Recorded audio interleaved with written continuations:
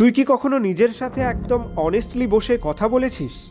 বাইরের সবাইকে তো তুই হাজারটা রিজন দিতে পারিস যে আমি চেষ্টা করেছি, আমি বিজি, আমি টাইম পাই না।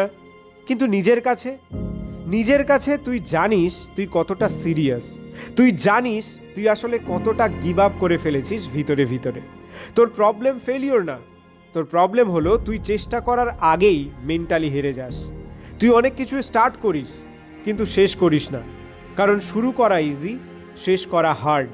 শুরুতে এক্সাইটমেন্ট থাকে, এনার্জি থাকে, হোপ থাকে, কিন্তু কয়েকদিন পর রিয়েলিটি হিট করে। তখন বুঝতে পারিস এটা তো ভাবার চেয়েও কঠিন। আর ঠিক ওই জায়গাতেই 90% মানুষ থেমে যায়, তুইও থেমে যাস। কিন্তু একটা জিনিস ক্লিয়ার করে বোঝ, হার্ড মানেই কিন্তু ইম্পসিবল না। হার্ড মানে তোর গ্রোথ হচ্ছে, হার্ড মানে তুই নতুন কিছু শিখছিস। তুই যখন আনকমফোর্টেবল ফিল করিস তখনই তুই অ্যাকচুয়ালি ইভলভ করিস।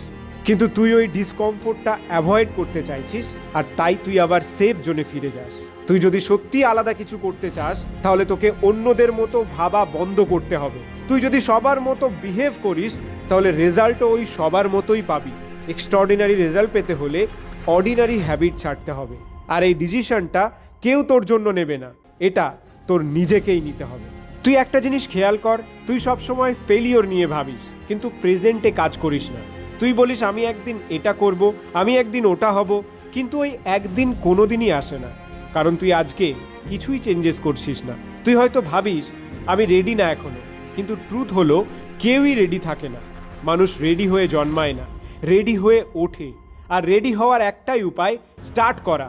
তুই যত দেরি করবি তত বেশি ডাউট তৈরি হবে, তত বেশি ফিয়ার বাড়বে। আর একটা হার্শ ট্রুথ শোন, কেউ তোর জন্য অপেক্ষা করে নেই, পৃথিবী থেমে নেই যে তুই রেডি হবি তারপর তোর জন্য চান্স রাখবে। তুই যদি নিজের চান্স ক্রিয়েট না করিস তাহলে তুই পিছিয়ে পড়বি। সিম্পল। তুই নিজের লাইফটা একটু অবজার্ভ কর, তুই কতটা সময় এমন জিনিসে নষ্ট করছিস যেগুলো তোর ফিউচারে কোনো ভ্যালু অ্যাড করে না, আর তারপর তুই কমপ্লেন করিস আমার লাইফ চেঞ্জ হচ্ছে না। আরে চেঞ্জ হবে কিভাবে? তুই তো চেঞ্জই আনছিস না। তুই আজ একটা স্মল স্টেপ নে, বড় কিছু না, জাস্ট একটা কমিটমেন্ট নে যেটা তুই ডেইলি ফলো করবি। তুই যদি নিজের কথা রাখতে শিখিস তাহলে তুই নিজের উপরে ট্রাস্ট বিল্ড করতে পারবি, আর সেলফ ট্রাস্ট থাকলে তুই যে কোনো গোল অ্যাচিভ করতে পারবি। তুই নিজের পোটেনশিয়ালটা আন্ডারএস্টিমেট করিস, তুই ভাবিস এটা আমার দ্বারা হবে না, আমি ওই লেভেলের না, কিন্তু এইসব চিন্তাগুলোই তোকে আটকে রাখছে। তুই নিজের মাথার ভিতরে লিমিটেশন সেট করে ফেলেছিস। তুই জানিস না তুই কতটা ক্যাপাবল, কারণ তুই কখনো নিজেকে লিমিটের বাইরে পুশ করিসনি। তুই সেফ খেলিস, কমফোর্ট থাকিস, আর ভাবিস এটাই তো আমার লিমিট। কিন্তু ট্রুথ হলো তোর লিমিট অনেক দূর।